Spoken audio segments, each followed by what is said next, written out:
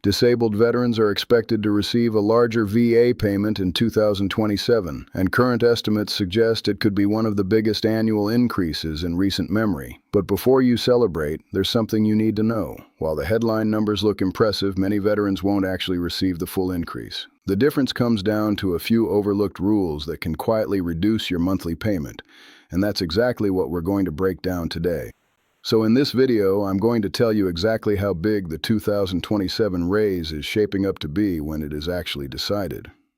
And then I'm going to walk you through the 4 catches that can shrink it, and the one move that beats the raise entirely. Stay with me to the end, because that last part is the most important thing I will say, and it is the part that can put more money in your pocket than the COLA ever will. My name is Frank Sutherland. I spent 22 years inside the VA as a claims examiner in the VBA, looking at these files from the other side of the desk. So when I tell you how this raise really works, I am not guessing. I sat in the room where these decisions get processed, and I watched good veterans leave money on the table every single year because nobody told them the rest of the story. I am going to tell you the rest of the story. Let me start with the good news because it is genuinely good. Every year, your VA disability compensation gets a cost of living adjustment. You have probably heard it called the COLA. It is the raise that is supposed to keep your check up with inflation so that the money you were promised does not slowly lose its value as prices climb. And for 2027, the early forecasts are strong. Based on the inflation data we have seen so far this year, the projections for the 2027 COLA are landing in the range of nearly 4%, with some analysts forecasting even a little higher. To put that in plain terms, that would be one of the larger raises disabled veterans have seen in recent years. After a couple of smaller years, that is a real bump. So why is it shaping up so big? It comes down to inflation. The cost of living adjustment is tied directly to the price of everyday things: energy, gas, groceries, the basics. And when those prices run hot, the COLA forecast runs hot right along with them. That is what we have been seeing through the first part of this year. And that is why the early numbers look the way they do. And here is why this raise matters more for veterans than for almost anyone else. Think about who lives on these checks. Veterans on fixed incomes who cannot just go ask a boss for a raise to cover higher rent or a bigger grocery bill. For you, the COLA is the only raise you get all year. It is the one time the number on your check moves. So, when inflation has been quietly draining your buying power month after month, a strong cost of living adjustment is not a luxury. It is the system finally catching up to what you have already been paying at the pump and the register. After a couple of weaker years where the raise barely kept pace, a bigger one in 2027 would be a real meaningful difference for a lot of households that have been stretched thin. So, I do not want you to think I am being negative about this raise. I want you to get every dollar of it. That is exactly why you need to understand the catches, because the catches are where the dollars disappear. Now, here is something most veterans do not understand about how this raise even happens, and it matters for everything I'm about to tell you. Your VA disability raise is not set by the VA. It is set by Social Security. By law, whatever cost of living adjustment the Social Security Administration announces, the VA applies that exact same percentage to your disability compensation. So, the number everyone is forecasting for Social Security is the same number that lands on your VA check. Social Security announces it in October. The VA applies it on December 1st, and the new higher payment shows up in the check you receive in January. Mark that timeline because it tells you when this is real and when it is still just a forecast. And that brings me to the first catch. Catch number 1. Right now, that big number is only a forecast. It is not locked in. It is not final. Nothing has been signed. Nothing has been decided. The official cost of living adjustment is not calculated until the inflation numbers come in for the summer months, and Social Security does not announce the real figure until October. And here is the part that should keep you grounded. While some analysts are forecasting nearly 4%, others who track this very closely are forecasting closer to 3% or even lower. That is a big spread. So when you hear a headline shouting a huge number, understand that it is one possible outcome, not a promise. Do not go out and spend a raise that has not been decided yet. I have watched veterans budget around a forecast and get burned when the real number came in lower. Treat it as good news on the way, not money in the bank. Catch number 2, and this is the big one, the one that quietly takes the raise away from more veterans than anything else. Medicare. If you are a veteran who is also on Medicare, and millions of you are, your Part B premium comes straight out of your check before you ever see it. And here's the problem. In a year with high inflation, the Medicare Part B premium tends to go up too, sometimes by a lot. This past year alone, that monthly premium jumped by nearly $18. So picture what happens. You get a cost of living raise on one side, and on the other side, a bigger Medicare premium reaches in and takes a chunk of it right back out. For some folks, the premium increase eats the entire raise, and they open their January statement expecting more money and find almost nothing changed. Now, to be clear, your VA disability compensation itself does not have a Medicare premium pulled from it the way a Social Security check does, but the majority of the veterans I talk to are drawing both VA disability and Social Security, and on that Social Security side, this is exactly how the raise disappears. So, before you celebrate, you need to know what your Part B premium is going to do, because that is the hand reaching into your pocket. And there is a second layer to this that catches veterans with a little more income. If your income is above a certain level, Medicare charges you an extra surcharge on top of the standard premium. They call it IRMA AAA. The trap is that this surcharge is based on your tax return from 2 years earlier. So a good year back then can quietly raise your premium today, taking even more out of the same check the COLA was supposed to grow. Here's what I want you to actually do about all of this. Medicare announces the new premium for the year in November, right after Social Security announces the COLA in October. So, in those few weeks, you will be able to see both numbers, the raise coming in and the premium going out, and do the real math for your own situation instead of trusting a headline. Watch for that premium notice in the mail in November and read it. That single piece of paper tells you how much of your raise you actually get to keep. Catch number 3, the ripple effect. This one catches veterans who are getting more than just VA compensation.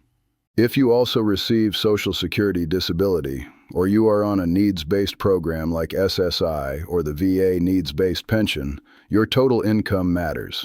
These programs have income lines. And when every one of your checks goes up at the same time because of the COLA, your combined income goes up too.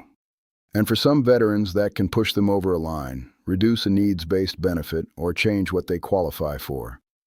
It is a strange trap. The raise that is supposed to help you can, in a few specific situations, cost you somewhere else. Most veterans are not affected by this, but if you are on any program that looks at your total income, you need to look at the whole picture, not just the one check going up. Now let me give you a piece of good news in the middle of all these catches, because it is important and most veterans do not even realize it. Your VA disability compensation is not taxed. It is tax-free at the federal level, period. So unlike a lot of other income, a raise on your VA disability does not drag a bigger tax bill along with it. That is one place the system actually works in your favor, and you should know it. Catch number 4 is the one that stings the most, and it is just simple math. A percentage raise is only as big as the number it is multiplied against.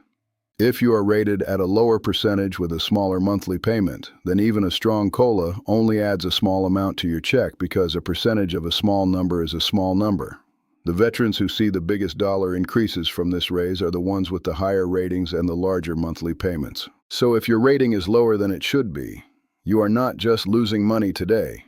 You are losing a piece of every future raise too, because every COLA from here on out is going to be calculated on that too low number. And there is one more catch I have to warn you about because I saw it happen from the inside. Catch number 5.